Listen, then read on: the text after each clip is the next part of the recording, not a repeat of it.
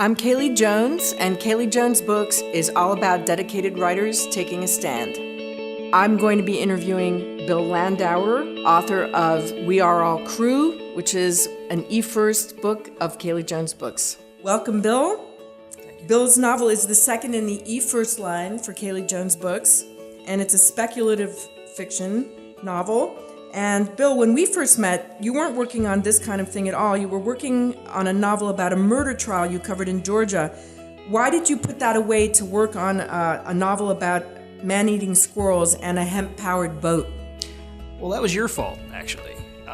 I was involved in the program at Wilkes, and I thought I wanted to write something that was a little bit more marketable. I thought that the story about the murder was more marketable. And this thing was something that I kind of had in my head that I figured after I had established myself or had some credits under my belt, I figured that maybe this was something I'd be able to approach later on. But I wrote a good bit of the murder thing, and I submitted it to you, and you said, you really need to think about why you want to be a writer. So I thought for a while, maybe I should, I thought for a while maybe drop out, and then I thought, well, no, I'll do this other thing and see if I can have some fun with it, and it just went from there. Yes, I remember that it was so difficult to discuss and pitch the idea of this book, but when you started writing it, it was so funny and so innovative and interesting, it just took off. And that book stayed with me for a long time after you graduated from the program, so I'm delighted that you got to finish it. Where did the idea of the book come from originally? Originally, it came from, it goes way back to when I was 12 years old. I actually was in a downriver canoe camp, like the characters in the book, and I was another guy and myself, and we got stuck out in the woods for 25 hours and kind of wandered downstream and found a road and hitchhiked into a town and sort of survived. So it was something I always knew I would write about, but it kind of slowly evolved into this more bizarre thing because, I don't know, you go to college and then you have kind of weird ideas when you're in college, and it took on all of that stuff. And I heard you say once that during that trip where you got lost in the woods, that you really did feel two things happening. One was that nature was dangerous and violent, and the other, and that it really was attacking you, like trying to stop you from progressing was one thing. If you could talk a little bit more about that. Sure. I felt, it rained when I was out there. I mean, there were animals wandering around in the woods. It was a little terrifying. But there was also I saw tons of pollution. I mean, I saw like cans and plastic wrap and all kinds of crap all over the place out there.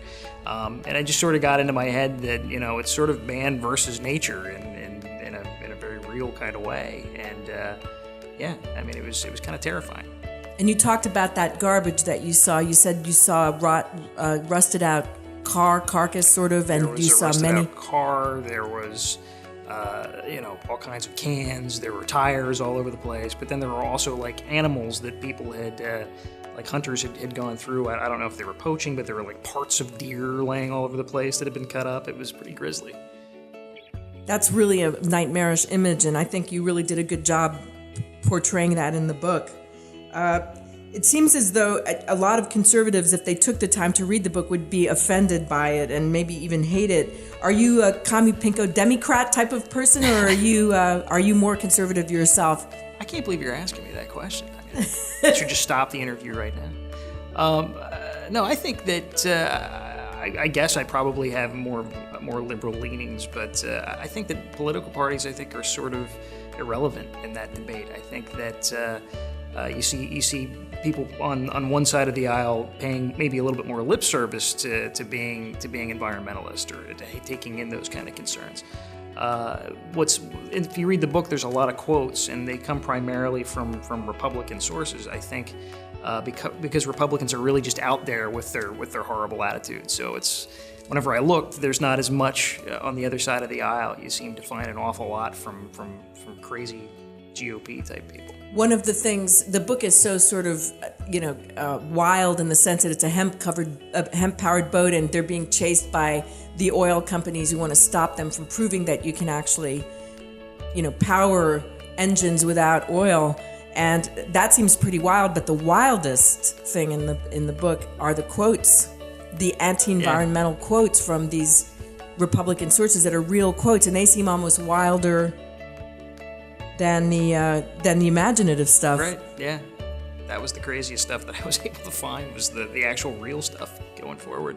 Just some horrible quotes from people talking about, I forget what there was one that was just, we want to ravage the environment for political purposes or for economic purposes or something like that. It was just like, I couldn't believe somebody actually said that.